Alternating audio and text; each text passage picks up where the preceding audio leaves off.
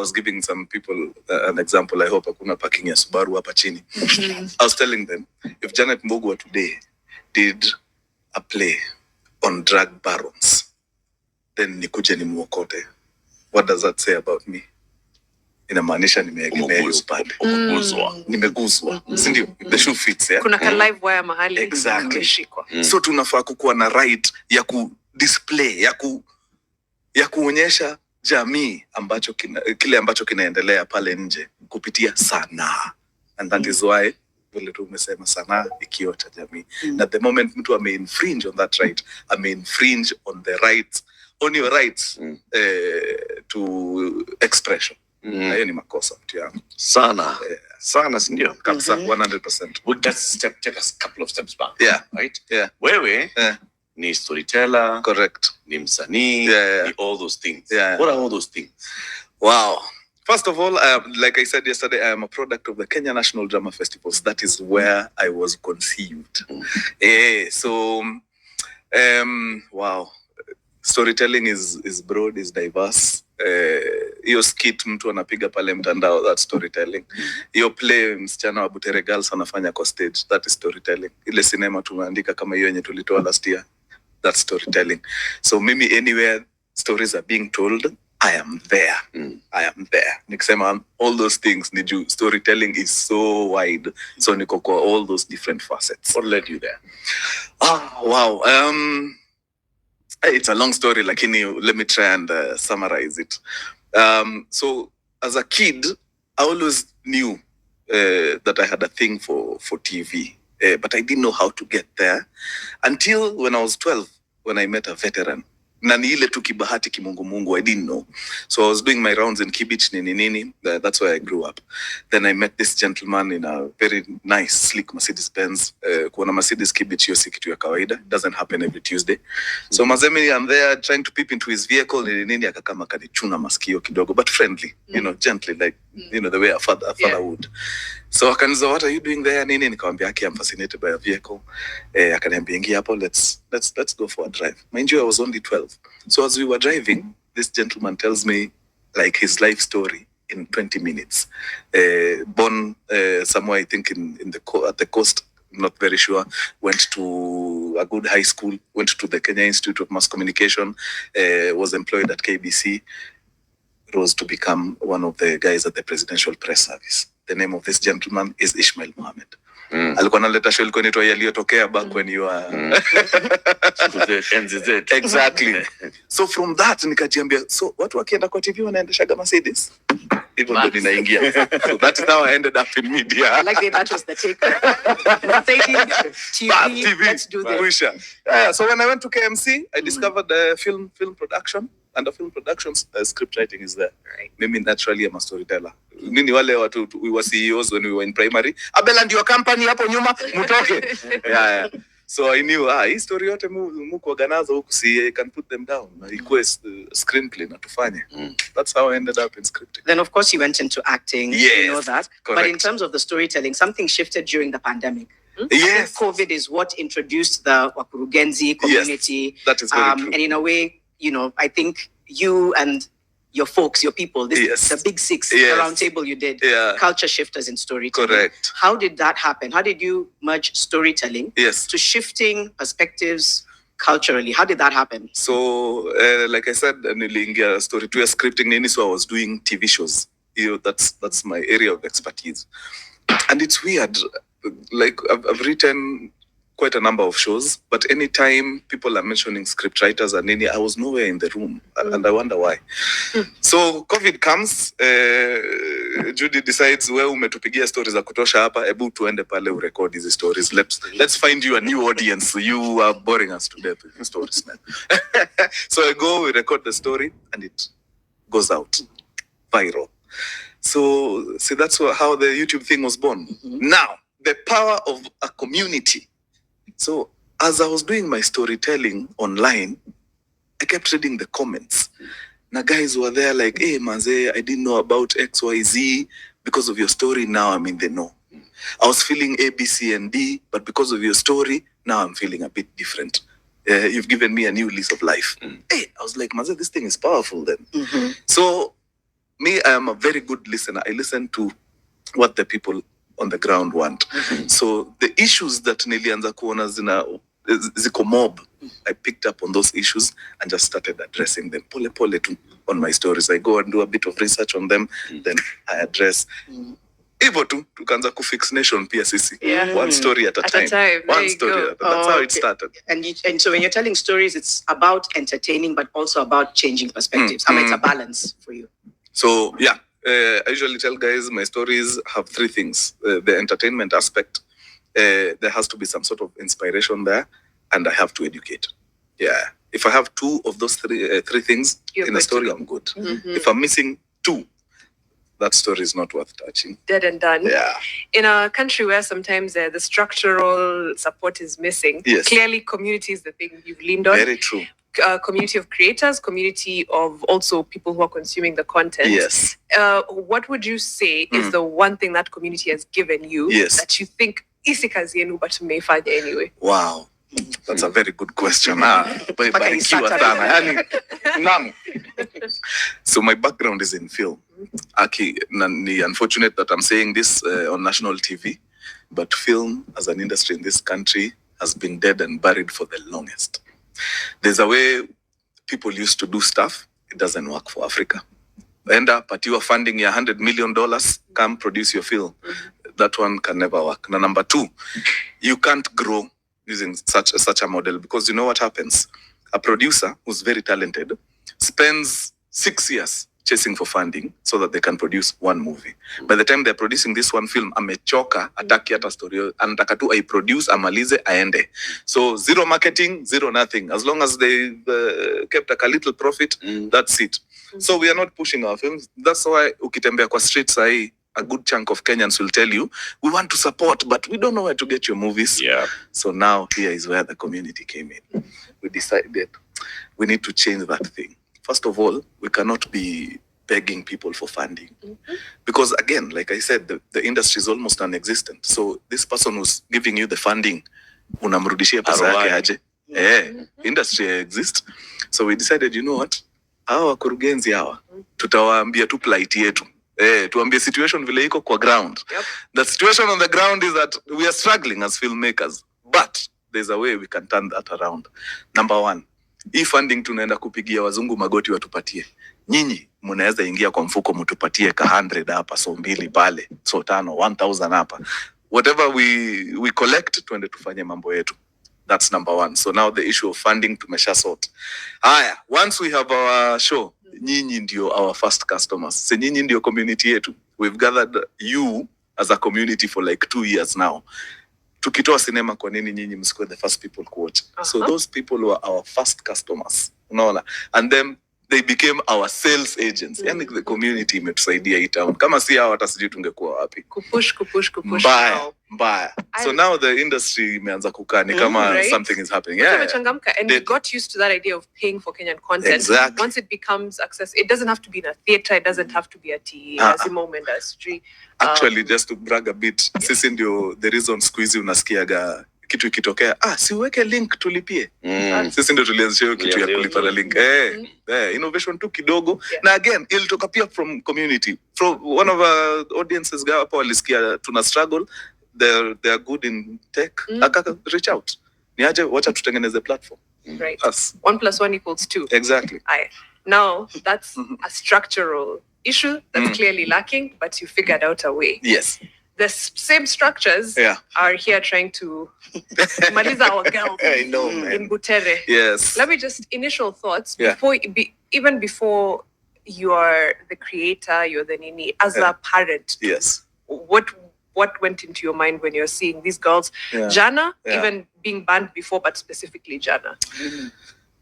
Wow. You know, for you to be hated by high schoolers, you have to be So first of all, after the incidences yesterday, tulirudi tu huko kwa kina Koigi wa Mwere. It's sad that these are things we are talking about in 2025, to be really honest. Hata Koigi kwa life, by the way. Yuko area. Mazee najua mali yuko amechoka mbaya, man. And yani art. Kuna mahali watu wanafaa waende tu wa relax ni hapo kwa art. Juu the thing that art is doing for people out here, bra, kama CEO drama festival platform, I wouldn't be here. And the mimi kukosa kuku hapa, it means hundreds of other creators hawangekuwa hapa. Yeah. So it's sad that we had to get to that point. Personally, I think they made a fuss out of something that didn't warrant it. Hiyo kitu, by the way, wangenyamazia. Ingeenda nationals, itolewe hapo national, isiende gala state house, wangeitolea tu hapo national, so ipati hata number 2. Mbona unawapatia ideas? Mbona unawapatia ideas? But now, because of what they did, imefika point now, guys are willing to pay waende watch. In fact, I'm getting a lot of DMs, maze. You guys, you do your thing, maze. Ileteni hapa KNT wana tulipe tu. What do you actually considering it? From your own understanding, what is the issue? So, I feel like someone felt tagged. Iko mtu alifeel tu ametagiwa na hiyo piece. Now, the fact that they felt tagged says something. Again, just the example I gave you when I started. If it was a play on drugs, angeongea. The fact that it was a governance thing na akafeel lazima ni addressi, it means they felt tagged. Watu kuna mali wananiweka na. So why alianza kujishuku hiyo design? To be really honest, I have no idea. Wachana wasichana wafanye mambo yao. I saw some the statement by the Ministry of Education. Wasai wanatry kusafisha wakisema, actually, the problem is that the trainers are not people qualified. They're not in the education sector, and that's illegal. Me, I have been confessed since primary school. The top schools, top institutions, hakuna. All the trainers are usually outsiders. Right? It's always a guy from Baya. So the rigging. Yes. Ni rigging. Unajua unawapea content ingine sahi. Miss Esuchi, I think she's still at Maseno now. Yeah. She left my school. You went to Maseno? No. Oh. She would transfer to Maseno. Alikuwa anafanya kazi mob sana. She should have just hired someone. Anyway. It was always someone from the outside teaching drama. Always someone from either KNT, from somewhere. I don't think there's a problem with it. We had this conversation, like we're saying we have a shortage of teachers for especially the arts. Then how do you help that? You're saying only people from TSC can teach these subjects, leather crafting, or drama. Come on, najifungia. If they are qualified and they can do it, and qualified doesn't mean TSC necessarily. True. If they are capable. If they're in the industry, it means they understand it. Exactly. Do you think in light of what happened at Butere Girls, maybe even speaking for you or other people who express creatively, does it now make you question, nervous, scared? Because I think that's what the intention was. So you as Abel, you're now thinking, I have this idea, or my next platform, this is what I'm going to talk about. Does it make you now rethink and say, hey, Hapo, I think I need to edit what I'm going to say? And you see, it shouldn't be like that. That's actually my problem. The thing about art is usually a tool that pushes heritage to the next generation. So when you get to a point where you feel like you need to start altering a few things or editing a few things so that you can fit a certain narrative, then we lose authenticity from that point onwards. That's why art should not be interfered with. So mimi personally nakuaga manga, so sita edit. But I know there are people like me, creative minds like me, when you want your bandwidth, they can't, so wataanza kurelook their content pieces. Na ifai kukua hivyo. And I think that's the intention. So what do we do? How can we protect people's voices? Actually, whatever happened yesterday, tuendelee namna hiyo. Inject. Ukiona tu infringement tu kidogo, piga nduru. Let's do it that way. That is the only language our watu wata understand. But if we become nonchalant about it, sasa sini hivyo ndio wametuweza. Let's make noise. Ukiona infringement kidogo, piga nduru. Piga nduru. Did you see the way people went up in arms, Jana? Jana was a beautiful day. Ni unfortunate, lakini the end result is beautiful. It's beautiful. Now, is this a form of art? Even the way, we express ourselves with memes, with plays, with with music, with skits on TikTok, kila kitu. do you think inauma more than even someone coming to parliament and saying, Mr. President, you're wrong. Kuna place inafinya harder. Yes. Unajua kwa nini? When you take that, for lack of a better word, that very structured way of addressing issues, you lock out very many people. By the kuna wase vitu serious hawasikizangi. But ukiingiza na hiyo design ya that artistic way of doing it, you have the masses kwa nets. Na hiyo ndio hawataki. Wanajua hii sasa chances za hii kwenda viral iko very high. Right. As opposed to mtu tu kusimama in a very formal setting kuambia wasee nini. Hiyo wanajua. And that's why sumbuana na some people wakiongea sana hapa. Wanajua nobody takes them seriously. Lakini skit memes.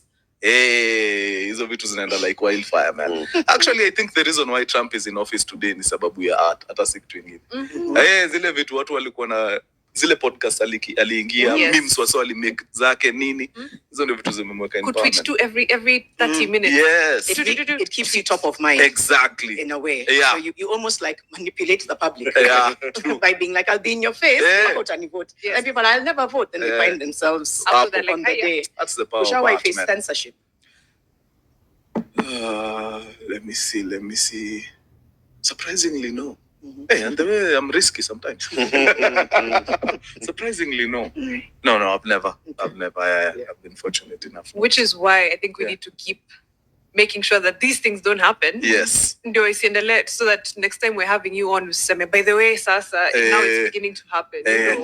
We can't be moving backwards. Yeah. But the trail from like when you start from Tidy High, it was entertainment, but it was meant to be informative. Yeah. And then now you're moving to a place where you're much more politically active. True. What has changed in the people that you're speaking to? So when I was starting, we were all teenagers, man. So we cared less about the economy. Now we are in the taxes. Adulting. So now it's pinching us proper. So even the messaging too has to change because my people have grown with me. Right. Beyonce sahi akianza kuimba Survivor, muda mchukulia serious. But I can't relate. I can't relate, man. But imagine, I feel like a teenager right now is way more politically aware than I was a teenager, than you were as a teenager. And I think that's kind of robbing them of their teenage. You should just be thinking about vibe. What are the economy at like, how bad do you have to be for you to affect teenagers? Well, your teenagers ni watu hawajali about any. Hawajali. Ikifika mahali teenagers sasa wako wena. It's enough. Just following up on Mariam's question, you might have answered it because I was just thinking, who does Abel write for? Do you write for the marginalized, misunderstood, the media? Like, who do you write for when you're putting something together? Who's the first person that comes to mind? Actually, najua film school tulikuwa tunaambiwa, hapana, you can't write for everyone. You have to have a niche. Yeah. But me, I think I write for everyone. And that's why my things are very mass market. I might have very high production values kwa movies zenye nafanya, but the subject matter will be relatable, whether ni mtu wako Wajir, ama ni mtu wako Nairobi, whether ni mtu wako Kilimani, Karen, ama ni mtu wako Kawangware. I usually enjoy writing about subject matters that cut across. Like the movie that we did last year, it was a GBV issue. GBV ni GBV mtu wangu, whether uko US ama uko Somalia. Yeah, you will definitely relate. Yeah, so I feel good speaking to the masses. Nasikiaga tupo wase wengi wakiwa ndani. Sipendagi kuweka watu kwa silence. You know, the issue of arts and governance. Yeah. They've always clashed. True. Right? True. Like to a great extent, religion and governance and politics have always clashed. It's like they're competing. Right? So let's take a break. When we come back, we look at now that clash. Yes. And how both sides can actually utilize this clash. True. To benefit the entire society. Correct. We have seen it. We have seen this particular play. We've seen Shackles of Doom. Yes. Went into exile because it was just Kwani watu kuja Kameredo watu 10,000? Kwani ni makosa? Abel Mutua, Mkurugenzi, is our guest for this hour. We are talking about the arts and how the arts are transforming society. And also, we are segueing into what happened yesterday in Nakuru with the issue of Butere girls and their play, Echoes of War.